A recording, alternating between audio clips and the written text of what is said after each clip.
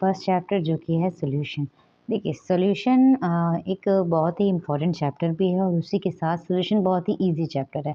इसमें आपको ज़्यादा कुछ नहीं पढ़ना होता है। सॉल्यूशन से जुड़े हुए कुछ रूल्स हैं, सॉल्यूशन के टाइप्स हैं और सॉल्युबिलिटी क्या होती है और जो इसके दिए गए रूल्स हैं इसके लिए वो आपको पढ़ना होता है। सो फर्स्ट आपका सॉल्यूशन जो है इसमें देखिए जानते हैं सॉल्यूशन में सॉल्यूशन बेसिकली होते क्या हैं।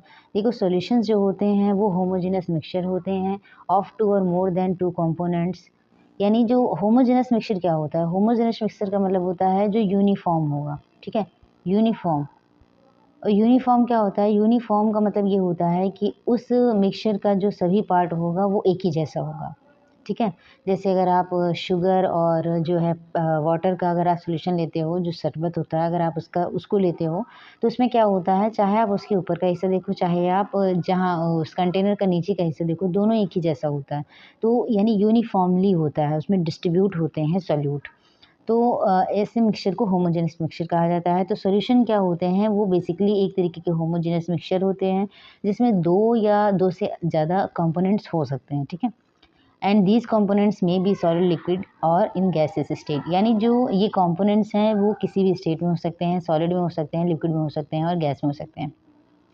जैसे अगर आप चीनी पानी का सॉल्यूशन देखते हो तो उसमें क्या होता है, आपने चीनी को मिलाया किसमें, पानी में, तो चीनी आपकी हो जाती है सॉलिड और पानी आपका हो जाता है लिक्विड। सेम ऐसे ही अगर आप कोल्ड ड्रिंक देखते हो तो कोल्ड ड्रिंक में जो आपका वाटर होता है लिक्विड और उसमें आप कई सारे कार्बन डाइऑक्साइड, बेसिकली ये सबसे कॉमन होता है। तो कार्बन डाइऑक्साइड को जो है आप उसमें जो है डिसॉल्व करते हो तो वो गैसेस स्टेट में होता है। सो वो भी क्या होता है, एक टाइप का मिक्सचर होता है यानी सोल्यूशन होता है। अब यहाँ बात आती है, in a binary solution there are two constituents. Binary solution का मतलब होता है कि दो चीज़ें होती हैं उसमें, सिर्फ एक सोल्यूट होगा और एक सोल्यूशन होगा। यानी एक ही सोल्यूट होगा और एक ही जो है सॉल्वेंट होगा, सॉरी एक ही सोल्यूट होगा और एक ही सॉल्वेंट होगा। सॉल्यूट और सॉल्वेंट क्या होता है, देखिए सॉल्यूशन जो होता है ये दो पार्ट से मिलकर बना होता है, एक सोल्यूट होता है और एक सोल्यूट होता है और एक सॉल्वेंट होता है। यहाँ आप देखेंगे तो ये है सॉल्वेंट आपका। तो आपका एक सोल्यूट होता है और एक सॉल्वेंट होता है। तो सोल्यूट क्या होता है, देखिए जिसका अमाउंट कम होता है वो आपका सोल्यूट होता है और जिसका अमाउंट ज़्यादा होता है वो आपका सॉल्वेंट होता है। देखो जैसे अगर आप चीनी पानी का जो है मिक्सचर आप ले रहे थे तो उसमें चीनी जो है कम क्वांटिटी में डाली जाती है तो वो क्या हो गई, आपकी सोल्यूट हो गई। पानी उसमें ज़्यादा होता है, पानी की मात्रा ज़्यादा होती है तो क्या हो जाएगा, सॉल्वेंट हो जाएगा। तो सोल्यूट की अगर आप डेफिनेशन की बात करोगे, substance that is dissolve in another substance is lesser amount, in a lesser amount. यानी जो सब्सटेंस डिजॉल्व होगा दूसरे सब्सटेंस में लेकिन क्या होगा, इन लेसर अमाउंट, यानी कम मात्रा में होगा, कम अमाउंट में होगा, तो वो क्या हो जाएगा, आपका सोल्यूट होगा। जैसे शुगर एंड सॉल्ट, अगर आप नमक की बात करोगे तो वो भी थोड़ी सी क्वांटिटी में पानी में मिलाया जाता है तो आप सॉल्ट मिक्सचर भी आप उसको कह सकते हो।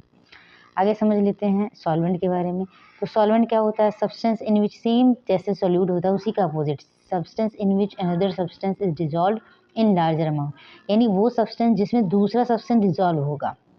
सोल्यूट में ये था कि वो जो है दूसरे सब्सटेंस में डिज़ोल्व होगा और इसमें ये होता है कि इसमें जो दूसरा जो है डिज़ोल्व होगा, यानी दूसरा वाला इसमें डिज़ोल्व होता है और इसका अमाउंट क्या होता है, larger amount forming a solution. ये मिलके क्या बना लेता है, एक सॉल्यूशन बना लेता है, जैसे वाटर और मिल्क। यानी जिन इसकी क्वांटिटी क्या होती है, ज़्यादा होती है। एक कॉमन सा आइडियल सॉल्यूशन की बात की जाएगी तब जान लेते हैं कि एक्सप्रेसिंग कंसंट्रेशन ऑफ सॉल्यूशन, यानी अगर आप सॉल्यूशन के कंसंट्रेशन की बात करोगे तो हम उसको कैसे एक्सप्रेस करते हैं।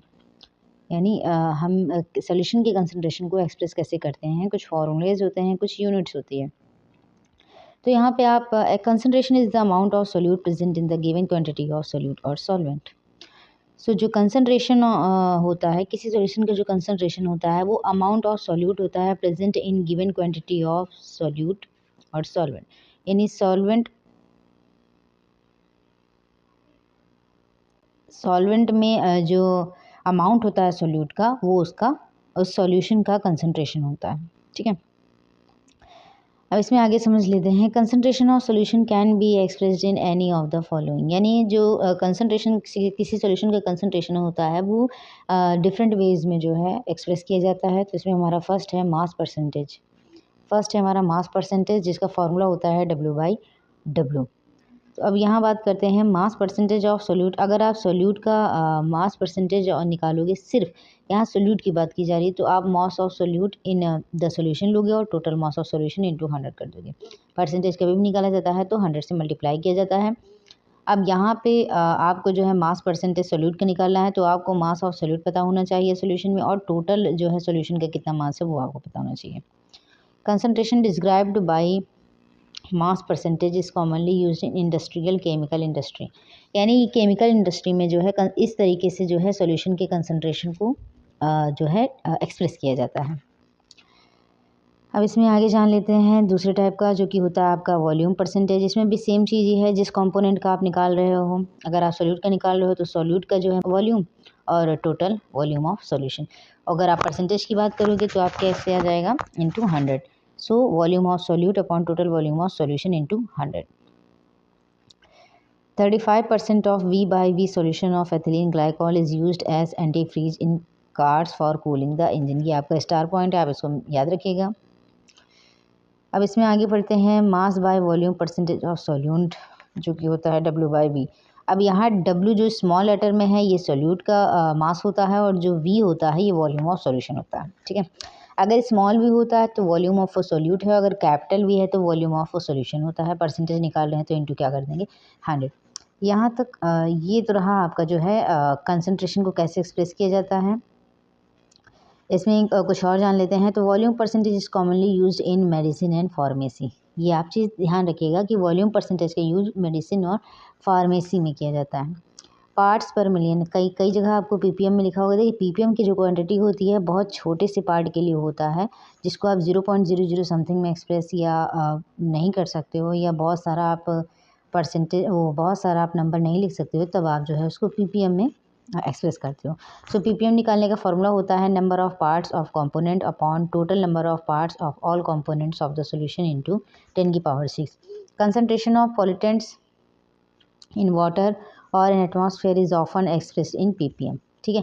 तो जो वाटर में जो पॉल्यूटेंट्स होते हैं, यानी जो प्रदूषण फैलाते हैं, उसका कंसंट्रेशन, और एटमॉस्फेयर में जो भी गैसेस होते हैं या प्रदूषण फैलाने वाले पॉल्यूटेंट्स होते हैं, उनको पीपीएम में नॉर्मली जो है एक्सप्रेस किया जाता है, ठीक है।